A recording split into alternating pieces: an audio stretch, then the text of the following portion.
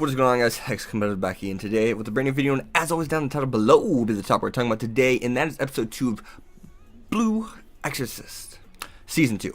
Now, I want to start this off with saying Ren in the comedy is absolutely awesome. I love it. Every time we have it, I love it. And I love the fact that he thought Bond's parents were gonna look just like Bond, but Bond actually dyed his hair. And he thought his mom was gonna be scary. He thought his dad was gonna be scary. And they were the complete opposites. But I did love the character interaction with Ren and Bond's dad, because it's just like, he's the man that's really high up, right? He's the highest. He's the leader. And he's so laid back, so laissez-faire. And it's just kind of like, if I was in that position, I would be too, because that's who I am. And these people, so basically, a lot of these people don't like Bond's dad. They think he's a degenerate, right? Even Bond started to think he's a degenerate, because he's young whenever this was going on. They joined the Blue Cross, and they switched to worship. He was young, so he's hearing all this stuff. Whether it's intentionally or not, it still gets to him. And, of course, when you're young, you're believing in someone, you're looking up to someone, but eventually you do start seeing those flaws. Whether you're really young or not, you do start seeing those flaws. And if you hear them year after year, because one, you're 5-year-old, then you're 8-year-old, then you're a 10-year-old, and eventually you're gonna grow up. And that's it's kind of like gospel. That's what you hear all the time from more people. Yeah, maybe a few people stand up for this person, but the more people who say it around you at a younger age, that's how you're gonna grow up. That's why Bond's shaped the way he is. That's why he's so serious, and that's why he wanted to become an exorcist, because his dad made these moves, but he never acted. He never acted on his moves that in which he made. So he took action, but he never took action within his actions. Is really the best way to put it. If you guys need a little bit more kind of in-depth kind of analysis of what I'm saying here, just leave it down in the comments below. I'll definitely give it to you guys and try to help say what I mean.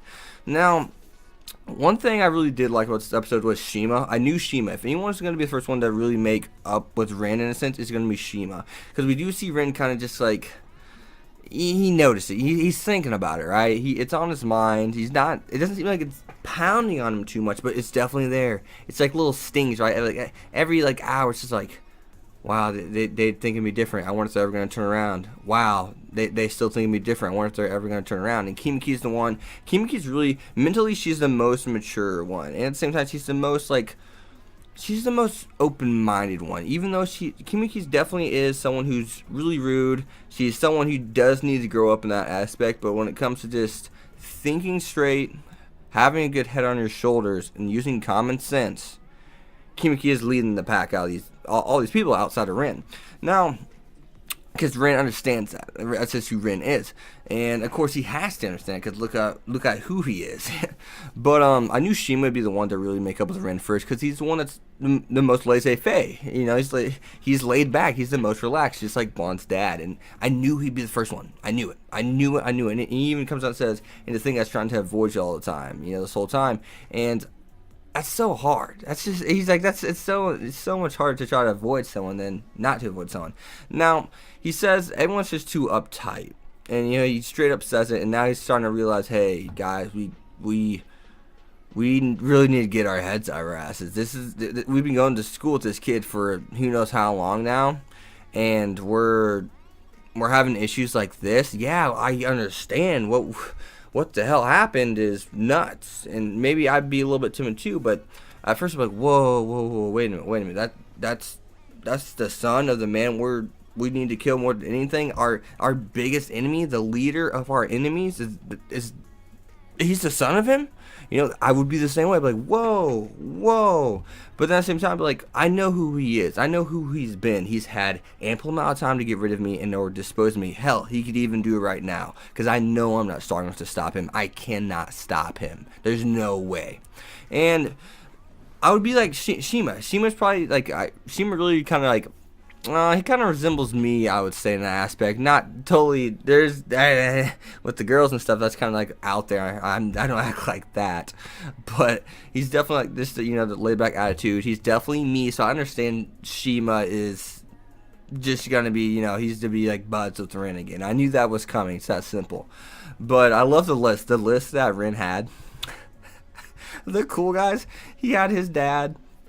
He had Bond is number 2. Was Kuni Komaru, the bald haired guy, is number 3. Number 4, I can't. No, number 4 was himself, and number 5 was Yukio. And he's like, I'm not even on the page. He's like, yeah, you're off of it. You're not. You're even lower. I'm like, he really has himself as number 4, and he would have himself one slot above his brother Yukio, right? And this fact that Bond's number 2, I'm just like, and Cody Komaru's number 4, Art 3. I'm just like, what the hell?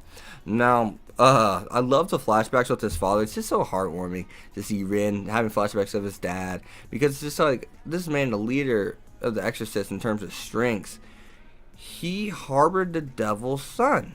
It's just it's so cool. It's so cool and heartwarming. Like, this man was such a good man. He harbored the devil's son because he knew he was going to be a good person, and he wanted to make sure he was a good person.